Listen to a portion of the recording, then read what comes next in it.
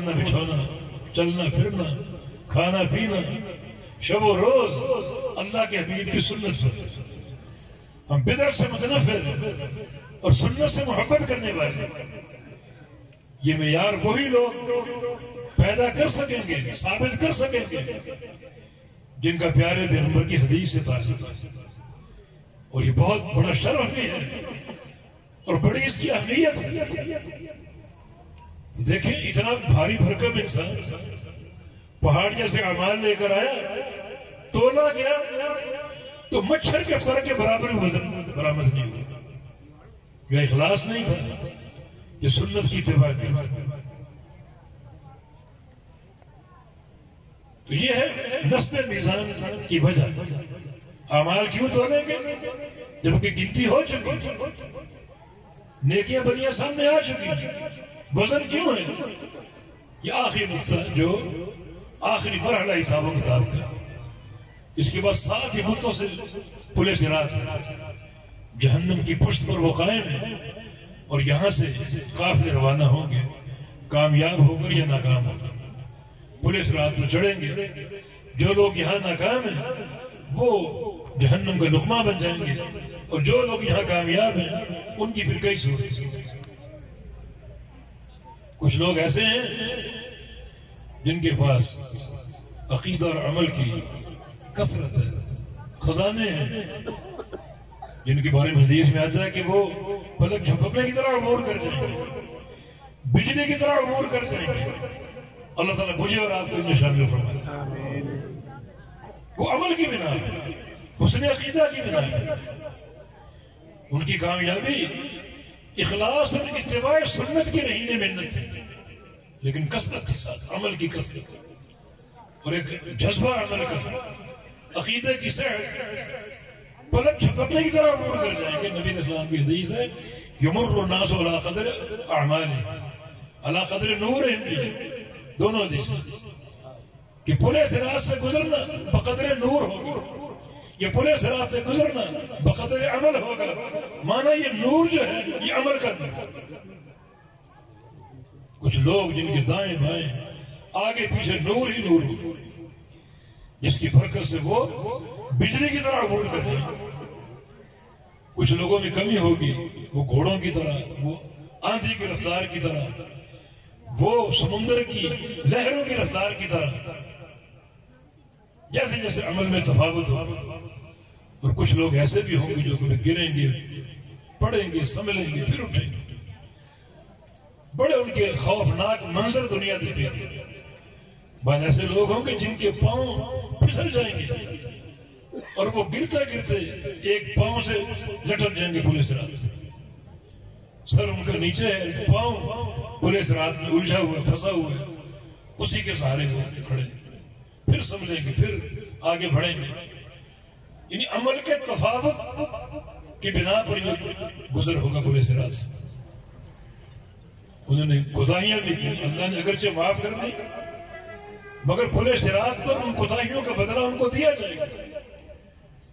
کبھی پلے صراط کی تیزی ان کو کاٹے گی، اور کبھی جہنم کے شعلے وہ ان کو جھلسائیں گے، اور ایک مدت مدیدہ کے بعد وہ اس کو عبور کرنے میں کامیاب ہوں گے اور جنت کی مستحق ہوں گے۔ یہ اللہ رب العزت کے فیصلے اور حساب و کتاب کے یہ مقامات ہیں۔ جب بندہ پلے صراط سے گزر رہا ہوگا تو ایک قنطرہ کا مرحلہ وہاں آئے گا، اور قنطرہ کا مرحلہ یہ ہے کہ اللہ تعالیٰ وہاں روک لے گا ان لوگوں کو جو ظالم تھے اور مظلوموں کو لائے گا۔ کسی کی زمین آپ نے اتھرا لی، کسی کا قرض آپ نے دبا لیا، کسی کی غیبت آپ نے کر دی، کسی کو گالی ناحق آپ نے دے دی، کسی کو تھپڑ مار دیا۔ یہ معاملے ایسے نہیں کہ اس میں خاموشی اختیار کرنی جائے گی، نہیں، بلکہ یہ عدل کا دن ہے، مالک یوم الدین، جزا اور سزا کا پورا دن ہے۔ اگر دنیا میں 2 جانور، بکریاں، سینگ والی اور بغیر سینگ کے، اگر سینگ والی بکری نے بغیر سینگ کی بکری کو مارا، اللہ تعالیٰ قیامت دن دونوں کو لائے گا، اس کے سینگ لے کر اس کو دے گا اور کہے گا کہ تو اس کو مار، جب تک چاہے مار۔ یہ مالک یوم الدین، یہ عدل کا دن، اللہ تعالیٰ کے انصاف کا دن۔ تو پھر ظالم اور مظلوم قنطرہ پر کھڑے ہوں گے، اور وہاں بھی حساب و کتاب چلے گا. جو نیکیاں بچا کر لائے ہیں آپ، ہو سکتا ہے وہ تقسیم ہو جائے عدل کی فراہمی میں، کیونکہ قیامت کا جو عدل کا تصفیہ، جو اعمال کا تصفیہ، جرائم کا تصفیہ اور مظالم کا تصفیہ، وہ روپے پیسے سے نہیں ہوتا.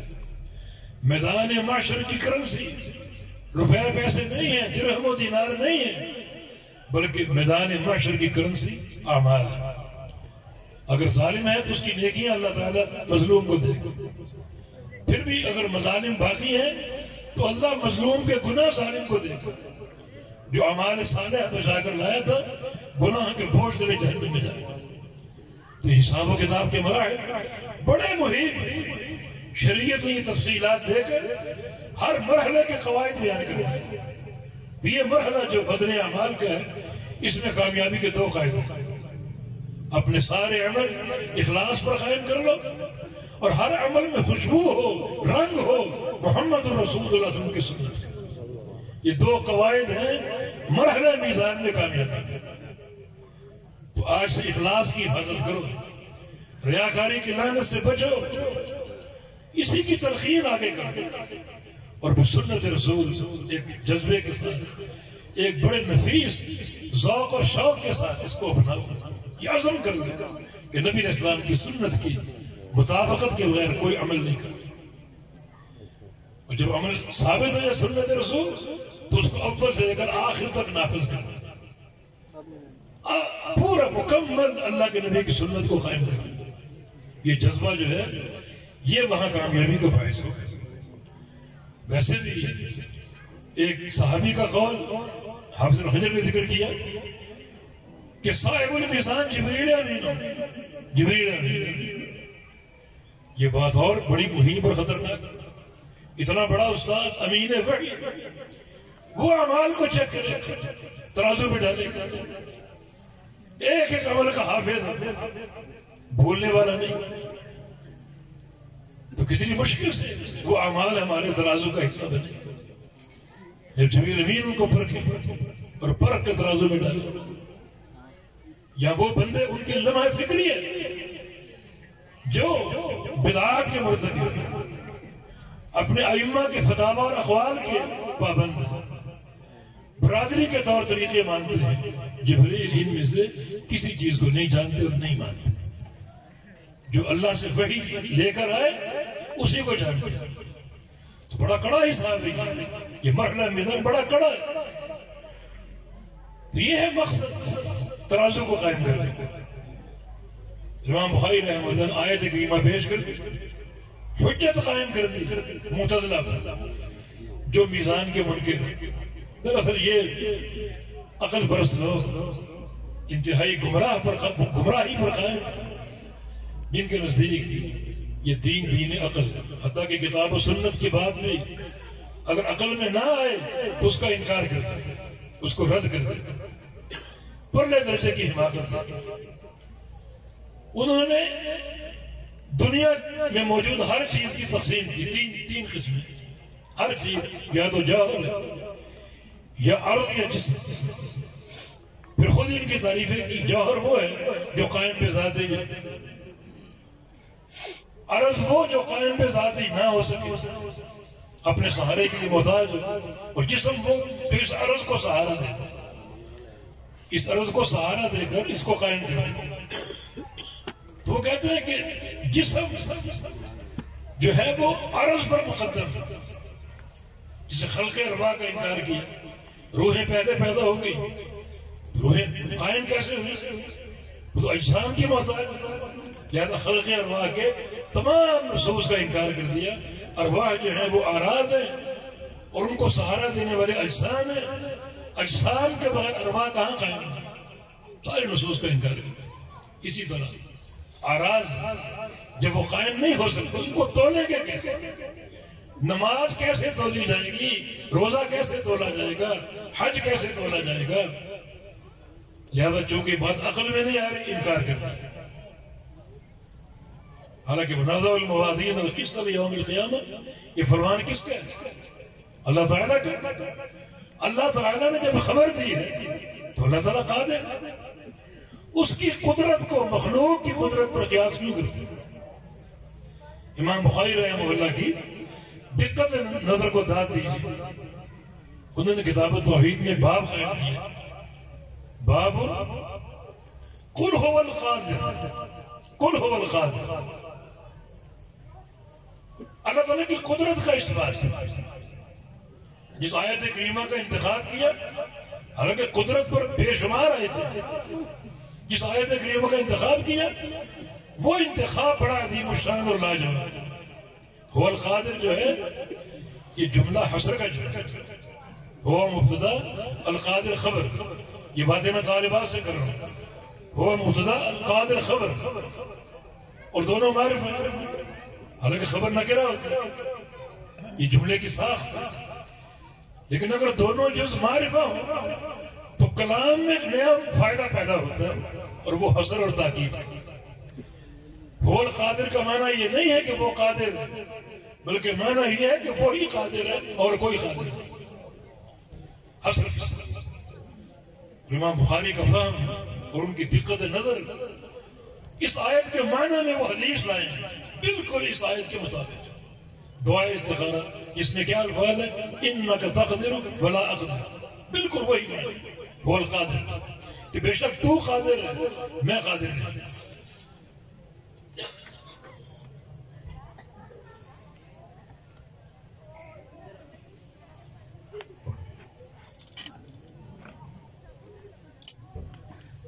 تنبیہ یہ کی ہے کہ اس باب میں داخل ہونے والوں سب سے پہلے اللہ تعالیٰ کی قدرت کاملہ کو مانو. اور قدرت کاملہ کا معنی یہ ہے جو اس نے خبر دی وہ اس خبر کی تنفیذ پر قادر، ہر شے پر قادر. ان اللہ علی کل شیء قدیر، ہر شے پر قادر. اس خالق اور مالک کی قدرت کو اپنی قدرت پر قیاس مت کرو. اس باب کے ذریعے یہ تنبیہ کی معتزلہ کو یہ باتیں سنائی کہ تم ان امور میں عقل کو مقدم کرتے ہو، اللہ کی قدرت پر شک کرتے ہو. حقیقت یہ ہے کہ جو ایک میزان کی اہمیت ہے اس اہمیت سے لوگوں کے ذہنوں کو الجھانے کی کوشش. اہمیت کیا ہے کہ اس میزان کی تیاری کرو. بڑا یہ خوفناک مرحلہ، بڑا مہم مرحلہ. نبی اسلام کا فرمان حلت الشفاعہ، جب اعمال تولے جائیں گے اور ساتھ ہی پورے صراط ہے، اللہ تعالیٰ کا ایک احسان ہوگا، اللہ تعالیٰ شفاعت کو حلال کرے گا. اللہ تعالیٰ جانتا ہے یہ مقام بڑا مشکل. شفاعت حلال ہو جائے گی ان مرحلوں میں، پھر شافعین شفاعت کریں گے اور اللہ پاک شفاعت قبول کرے گا.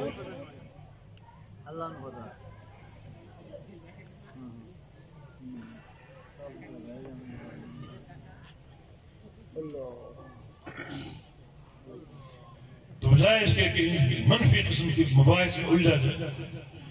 امام مالک کے ایک شاگرد کے بعد خط آیا کوئی PCO دھولی سے کسی گورنر کا کہ ایک مسئلے میں الجھے ہوئے، اس کو حل کر دی. بڑی پریشانی، بڑی تشویش.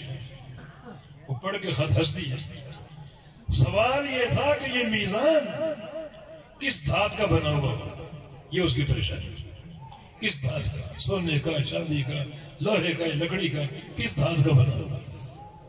تو یہ اس کی کیا ضرورت ہے؟ جب شریعت نے خبر نہیں تھی تو اس پر خاموش رہو. جو اصل شریعت کا مقصد ہے اس کی تیاری، عمل کا معیار پیدا کرو، اس طرف توجہ نہیں. برقوں کے فرقے بحث کر دیجیے، میزان کے پلڑوں کا رخ کس طرف ہوگا. حالانکہ شریعت میں ایسی کوئی خبر نہیں، لیکن وقت کا ضیاع، کوئی ان مسائل کی اہمیت نہیں. اصل اہمیت کیا ہے؟ نبی اسلام کی حدیث کہ توزن حسنات والسیئات فمن رجحت حسناته على سيئاته مثقال حبة خردل دخل الجنة ومن رجحت سيئاته على حسناته مثقال حبة خردل دخل النار. کتنی تشویشناک بات. اللہ کے میزان میں گناہوں کو اور نیکیوں کو تولا جائے گا. جس بندے کی نیکیاں گناہوں سے بڑھ گئیں ایک رائی کے دانے کے برابر وہ جنتی، اور جس شخص کے گناہ نیکیوں سے بڑھ گئے ایک رائی کے دانے کے برابر وہ جنت۔ کتنا باریک بینی پر یہ حساب، کتنی دقیق یہ نظر اور یہ وزن، ایک رائی کے دانے کے فرق کو بھی یہ میزان ملحوظ رکھے، اور اس کو میزان عدل کا ہے۔ اللہ تعالیٰ کا عدل، یا اللہ ہمارے ساتھ اپنے فضل کا معاملہ فرما۔ وہ بقول ایک پنجابی شاعر کے کہ عدل کرے تے تھر تھر کمن اچیاں شانہ والے، اور فضل کرے تے بخشے جاون میں بھر کے منہ کرے۔ اللہ تعالیٰ سے اس کے فضل کا سوال کیجئے، اس کی توفیق ہمیں میسر رہے، دنیا میں عمل کی اور قیامت کے دن حساب و کتاب کی آسانی کی۔ جناب محمد رسول اللہ صلی اللہ علیہ وسلم اللہم حاسبنی حسابا یسیرا کی دعا کیا کرتے، یا اللہ میرا حساب آسان کر دے، مجھ سے آسان حساب دے، یا اللہ فضل کا معاملہ فرما دینا، وہ فضل کا معاملہ جہاں تو پہاڑ جیسے گناہوں کو معاف کر دیتا ہے اور ذرے کے برابر نیکی کو پہاڑ بنا کر 700 گنا عدل میں اس کو تبدیل کر کے قبول کر لیتا ہے۔ یا اللہ وہ فضل فرما دے جہاں تو گناہوں پر پردے ڈال دیتا ہے، بلکہ گناہوں کو مٹا دیتا ہے، بلکہ گناہوں کو نیکیوں میں تبدیل کر دیتا ہے، وہ فضل فرما دے۔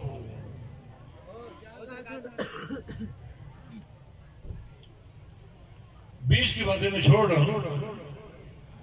امام بخاری کی جو آخری حدیث ہے، وہاں کیا استدلال امام بخاری رحمہ اللہ کا، سیدنا ابو ہریرہ سے یہ حدیث مروی ہے،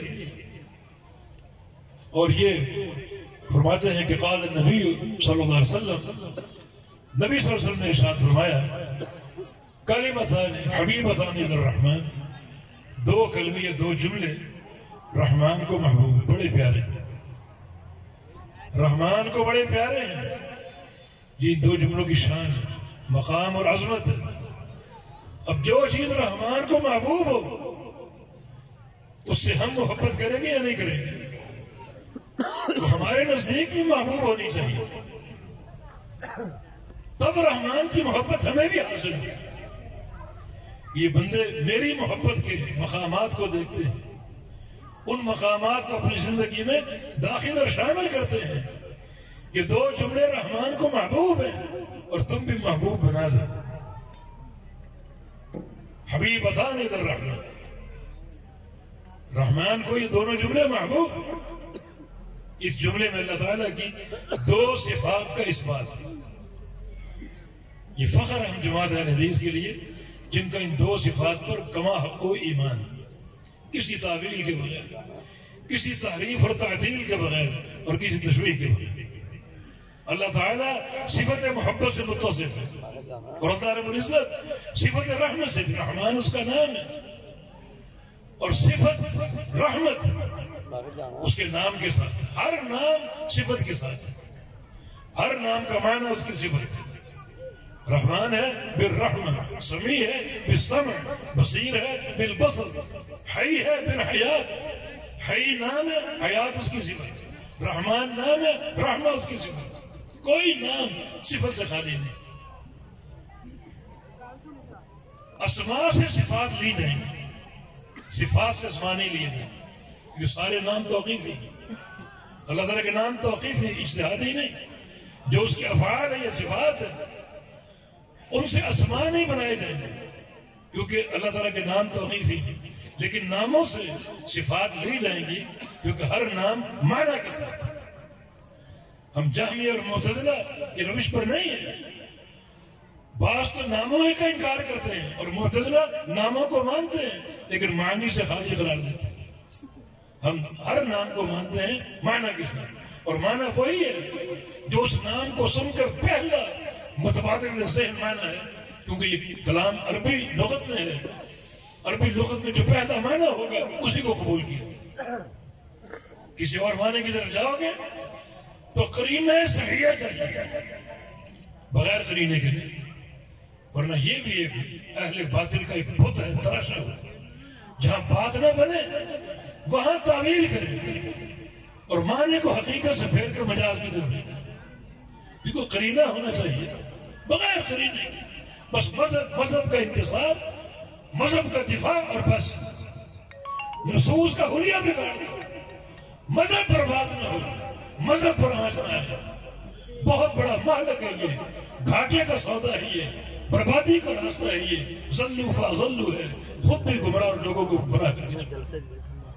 ہمارا اس پر ایمان ہے، اللہ محبت بھی کرتا ہے اور اللہ تعالیٰ رحمان ہے، یعنی صفت رحمت سے متصف ہے، کما یلیق بذاتہ و بجلالہ سبحانہ و تعالی، جیسے اس کے لائق محبت کرتا ہے، کیسے کرتا ہے یہ معلوم نہیں، جیسے اس کے لائق ہے، رحمت کرتا ہے، کیسے کرتا ہے جیسے اس کا لائق ہے، کیفیت معلوم نہیں، کیفیت اللہ کے سپرد ہے، اور اللہ تعالیٰ کی ہر صفت کمال کی، یہ ہمارا ایمان ہے، یہ ہمارا ایمان ہے اللہ تعالیٰ کے ناموں اور صفات کے تعلق سے۔ جہمیہ نے مطلقاً انکار کیا، محبت کا بھی، رحمت کا بھی، رحمان کا بھی انکار کیا۔ معتزلہ محبت کو مانتے ہیں بغیر معنی، رحمان کو مانتے ہیں معنی سے خالی، اور اشاعرہ ماتریدیہ وہ مانتے ہیں تعویل کے ساتھ، اور تعویل ایسی کہ صفات کی حقیقت کو مسخ کر کے رکھتی ہے۔ اس لیے امام بغوی فرماتے ہیں ادھر حقیقت یہ تعویلیں کرتے ہیں تو تعویل کی آڑ میں اپنے انکار کو چھپاتے ہیں، در حقیقت یہ منکر ہے اسماء و صفات، جہمیہ ان سے وہ کھلا منکر ہے، یہ مانتے ہیں اور ماننے کے بعد منکر کرتے ہیں، تعویلوں کے آڑ میں اپنے انکار کو چھپاتے ہیں۔ ابن قیم نے یہ صراح کیا۔ اب صفت محبت حدیث سے ثابت ہو نہیں جناب، نہیں تعویل کریں گے، محبت مخلوق بھی کرتی ہے، تشبیہ لازم آئے گی،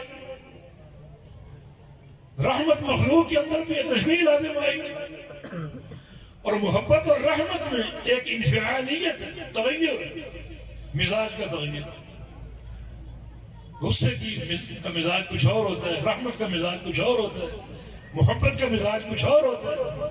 اگر یہ مان لیں خالق کائنات میں صفت غضب مان لیں، صفت رحمت مان لیں، صفت محبت مان لیں، تو اللہ تعالیٰ میں تغیر ماننا پڑے گا، وہ تغیر سے پاک ہے، ٹھیک ہے پاک ہے، لیکن تم ان صفات کے جو معنی مخلوق کے اندر ہیں وہ معنی خالق میں پیدا کرتے، تشبیہ تو ہے ہی نہیں۔ اللہ تعالیٰ محبت کرتا ہے کیسی؟ جیسی اس کے لائق۔ کیا اس کا محبت کرنا مخلوق جیسا ہے؟ نہیں سکے مثل ہی شیء، تشبیہ کہاں کرے؟ اللہ پاک رحمت کی صفت سے متصف ہے، رحمت کیسے کرتا ہے؟ جیسے اس کے لائق۔ کیا اس کا رحمت کرنا مخلوق جیسا ہے؟ نہیں، کیوں؟ نہیں سکے مثل ہی شیء، تشبیہ کہاں بن رہی ہے؟ یہ تمہاری بیمار عقلوں کی سوچ۔ اچھا، اب جب ان دو صفات کا ایک فاسد تعبیر سے انکار کر دیا تو جو حدیث کا ایک مفاد اور مفہوم اور اجر، جو ایک ثواب عظیم مذکور ہے، وہ حاصل ہوگا؟ محروم ہو تم لوگ بدبختی اور شقاوت ہے۔ جب صفات کا انکار ہے، بہتی تعبیر کا سہارا لے کر صفت کو مسخ کر دیا، وہ نہیں مانی، تو پھر آگے بات کیسے مرتب ہوتی؟ ایک شخص اللہ تعالیٰ کے قیامت کے دن دیدار کا انکار کرے تو کیا اس کو اللہ کا دیدار حاصل ہوگا؟ تم تو منکر ہو، تم اس نعمت سے محروم ہو۔ تو الحمدللہ یہ ایک تمیز ہم آخر الحدیث کا، اللہ تعالیٰ کے سارے نام، ساری صفات اور سارے افعال پر ہمارا ایمان ہے، کسی تشبیہ اور تعطیل کے بغیر اور کسی تعویل کے بغیر۔ یہ ایمان وہ ہے جو صحابہ کا تھا۔ صحابہ سے کبھی کسی نام کے بارے میں، کسی صفت کے بارے میں کوئی بات ثابت نہیں، نہ تعویل کی صورت میں، نہ تعطیل کی صورت میں، نہ تشبیہ کی صورت میں، بس سنا اور آمنا وصدقنا، یہ حقیقی ایمان۔ اللہ تعالیٰ نے اپنے ناموں کا تعارف کرایا لیکن ناموں کی کیفیت بیان نہیں کی، جو بتایا اس پر ایمان ہے، جو بیان نہیں کیا وہ اللہ کا شکر ہے، اس پر کوئی بحث نہیں، خاموش۔ یہ ہمارا عقیدہ ہے، اور جو عقیدہ ان نصوص کے ساتھ ہم اپنائیں گے تو وہی لوگ اس کا اجر پائیں گے جو صحیح عقیدے پر قائم ہیں۔ جب تمہیں صفت محبت میں تشویش ہے، صفت رحمت میں تشویش ہے، تو اگلی بات تمہاری کیسے پوری ہوگی؟ یہ دو کلمے رحمان کو محبوب ہے اور تم مانتے ہی نہیں، تو اجر کیسے ملے؟ یہ ہمارا تمیز رحمت ہے۔ اور خفیفتان علی اللسان، یہ دو جملے زبان پر ہلکے ہیں۔ یہاں دو اشارے ہیں، ایک یہ کہ ہلکا عمل ہے تو پھر کرتے کیوں نہیں؟ ایک عمل آسان تمہیں دیا جا رہا ہے، اللہ کا شکر ادا کرو اور کثرت سے یہ کلمات پڑھو۔ دوسرا ہی جب کلمے ہلکے ہیں، ان کو ادا کرنا آسان ہے، تو بچوں کی زبان ہلکی ہوتی ہے۔ اپنے گھروں میں اپنے بچوں کو، 2 سال کا بچہ، 2.5 سال کا بچہ، مشکل الفاظ اس کی زبان پر بھاری ہوں گے، آسان الفاظ وہ ادا کر لے گا، اور ان کلمات کو آسان کہا گیا، تو بچوں کی تعلیم کا آغاز ان کلمات سے کرتا ہے۔ اس کی ننھی سی زبان، ہلکی سی زبان پر یہ ہلکے کلمات آسانی سے آ جائیں۔ پھر کیا ہوگا؟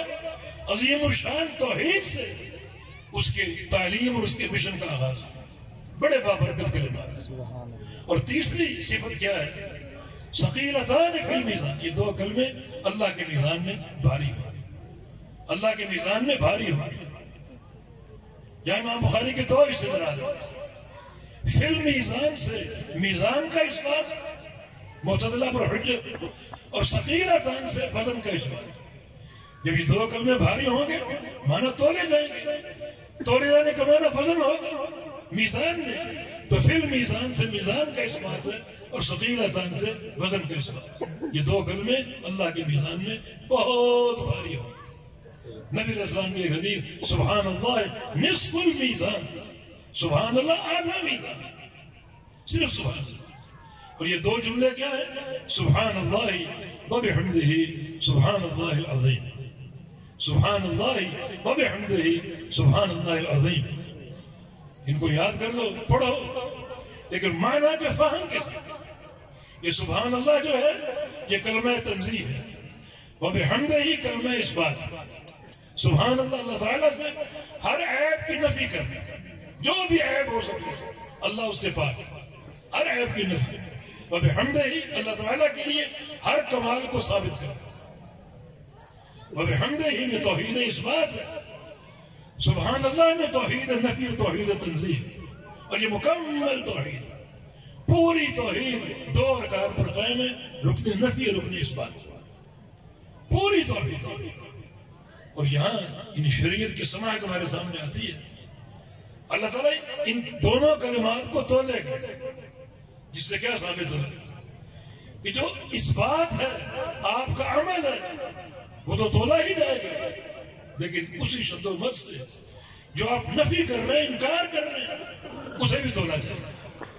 میں اس کو اور واضح کر دوں، ایک ہے توحید پر آپ کا عمل، آپ کا قیام کرنا، اللہ تعالیٰ کے لیے سجدے کرنا، اللہ کے لیے نمازیں پڑھنا، روزے رکھنا، جہاد کرنا اللہ کے لیے، یہ سب تولا جائے گا۔ یہ سارے کام آپ اللہ کے لیے انجام دے گا، لیکن اس کے ساتھ ساتھ اگر آپ کے دل میں اسی قوت کے ساتھ شرک کی نفرت ہے، اس نفرت کو بھی تولا جائے گا۔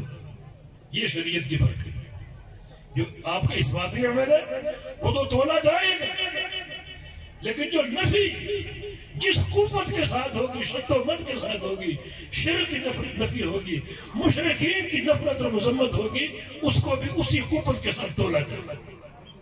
اس بات کو بھی تولا جائے گا، نفی کو بھی تولا جائے گا۔ لا الہ الا اللہ جیسے الا اللہ کو تولا جائے گا، لا الہ کو بھی تولا جائے گا۔ الا اللہ میں اس بات ہے صرف ایک اللہ معبود حق ہے، اس عقیدے کو تولا جائے گا۔ لا الہ میں نفی ہے، کوئی معبود نہیں، سارے معبود باطل ہیں، آپ کے اس انکار کو، اس نفی کو بھی تولا جائے گا۔ دونوں چیزیں مل کر اس میزان کو وزنی اور بوجھل بنا، یہ شریعت کی برکت اور سماعت۔ تو اس معنی کے استحضار کے ساتھ، احضار کے ساتھ آپ یہ کلمات پڑھیں، اللہ کا ذکر کریں، کوئی اس کا شریک نہیں، ہر نقص سے وہ پاک ہے، اور حمد ہی، اور اس کی حمد کے ساتھ، وہ حمد کا مستحق ہے، ساری حمد کا، کیونکہ سارا کمال اسی کے لیے، جتنے اس کے نام، جتنے اس کی صفات، افعال، وہ سارے کمال درجے کے ہیں، اور کمال ہونے کی بنا پر اللہ تعالیٰ مطلقاً کمال درجے کی حمد کا مستحق ہے. جیسے ان ناموں میں صفات میں کوئی شریک نہیں، اسی طرح اللہ تعالیٰ کی حمد میں کوئی شریک نہیں. اس عقیدے کے ساتھ پڑھو تو یہ نیکی بہت بھاری ہوگی. نبی علیہ السلام کی ایک حدیث ہے، بخن بخن لخمس ما اثقلهن فی المیزان. 5 چیزیں کیا کہنا ان کا اللہ کے میزان میں بہت بھاری ہوں گی. ایک سبحان اللہ والحمدللہ ولا الہ الا اللہ واللہ اکبر، 4 کلمات. اور 5واں کسی بندے کا بیٹا فوت ہو جائے بچپن میں اور وہ صبر کرے، اللہ اس کے صبر کی حفاظت کرے گا. جب کل قیامت قائم ہوگی اللہ اس کے صبر کو لائے گا، اس کو بھی تولے گا، وہ بڑا بھاری ہوگا. توحید کی بڑی اہمیت اور عظمت، یہ کلمات توحید اللہ ان کو تولے گا اور بے پناہ ان کا وزن ہوگا. تو ان سارے نصوص کو سامنے رکھتے ہوئے اپنے نصب العین کا تعین کیجیے، اور پھر جو ایک قوت ہمارے سامنے ہے عمل کی، اس بات اور نفی کی صورت میں، اسے پوری طاقت اور شد و مت سے ادا کیجیے. پھر قیامت کا اجر بے تحاشا ہوگا. اور یہ میزان بڑا بجر، اور میزان کے فیصلے حتمی اور قطعی. فمن ثقلت موازینہ فهو فی عیشۃ راضیہ واما من خفت موازینہ فامہ ہاویہ وما ادراک ما ہی نار حامیہ. ہے نا بلا تمہید بات. میزان اگر بھاری ہے نیکیوں کے ساتھ تو پسندیدہ زندگی عیشت راضیہ، بڑی پسندیدہ، جس میں کوئی نقص نہیں ہوگا. یا اہل الجنہ ان لکم ان تحیوا فلا تموتوا. اب تم نے ہمیشہ زندہ رہنا ہے اور کبھی مرنا نہیں. وَإِنَّ لَكُمْ تَشِبُّوا فَلَا تَحْرَمُوا. تم نے ہمیشہ جوان رہنا ہے اور کبھی بوڑھا نہیں ہونا. وَإِنَّ لَكُمْ تَنْعَمُوا فَلَا تَيْأَسُوا. تم نے ہمیشہ نعمتوں میں پروردہ رہنا ہے، نعمتوں میں گھرے رہنا ہے. نعمتیں بڑھتی جائیں گی، ان کا حسن بڑھتا جائے گا، لذت ہمیشہ بڑھتی جائے گی اور کبھی تمہیں مایوسی نہیں آئے گی. عیشت راضی. اور جس کی نیکیاں ہلکی پڑ گئی، گناہ بھاری پڑ گئے، وہ حاویہ میں جائے گا. حاویہ کیا ہے؟ جہنم کی دیکھتی آگ. دونوں باتیں بلا تمہید، کسی مقدمے کے بغیر. نامہ مال بھاری ہو گیا کامیاب ہے، ہلکا پڑ گیا ناکام. اس کی تیاری ہو، عمل کی کثرت بھی ہو، عمل کا معیار بھی ہو. اللہ تعالیٰ توفیق عطا فرمائے. اللہ ہم سب کی حفاظت فرمائے. اللہ ان دینی اداروں کو قائم رکھے جہاں تعلیم و تعلم کا سلسلہ جاری اور قائم. اللہ ہمارے اساتذوں کو عمر دراز عطا فرمائے، طلبہ اور طالبات کو عمر دراز عطا فرمائے. اللہ ہمارے منتظمین کو، علماء کو محفوظ رکھے ہر شر سے اور نظر بد سے، تاکہ ادارے قائم رہیں، چراغ جلتے رہیں، روشنی پھیلتی رہے، اور زمانے سے جہل اور شرک و بدعت کا جو ایک تاریکی ہے وہ ختم ہوتی رہے اور علم کا نور پھیلتا جائے. اللہ پاک توفیق عطا فرما دے. جو ان اداروں کے معاونین ہیں اللہ ان کی حفاظت کرے، اللہ ان کو صحت اور سلامتی والی زندگی عطا فرمائے. یقیناً یہ تعاون بڑا عظیم الشان ہے. میں ان سے یہ کہتا جاؤں گا کہ آپ کی جو بھی نیکیاں ہیں ان سب سے بڑی نیکی آپ کا دینی مدارس کو تعاون دینا سب سے بڑی، کیونکہ صدقہ جاریہ بنتا ہے. آپ اگر خرچ کرتے ہیں، اس سال 4 طالبات فارغ ہو رہی ہیں، یہ کام یا رکا نہیں. یہ طالبات آگے کام کریں گے. اللہ ان کے ذریعے ہو سکتا ہے سینکڑوں طالبات کو ہدایت دے دے، ان کو علمی زیور سے آراستہ کر دے. آگے وہ سینکڑوں طالبات ہزاروں کو کریں، ہزاروں جو ہیں لاکھوں کو کریں، تو قیامت تک یہ نیکی چلتی رہے. نبی علیہ السلام کے جیسے کچھ لوگ قبر میں دفن ہو جاتے ہیں، ہڈیاں گل جاتی ہیں، یہ سب مٹی بن جاتا ہے، مگر ثواب ان کو پہنچتا رہتا ہے، رکتا ہے. ان میں سے ایک شخص جو ہے من ترک علم، اپنے پیچھے علم چھوڑ دیا. علم چھوڑنا اسی صورت میں آپ کا تعاون ہے. آپ نے بے پناہ تعاون دیا علم چھوڑ کے. یقیناً یہ بڑی قابل قدر نیکی ہے. اللہ پاک سب کو زندگی، صحت اور سلامتی عطا فرما دے. اقول قولی هذا واستغفر الله لي ولكم واخر دعوانا ان الحمد لله رب العالمين.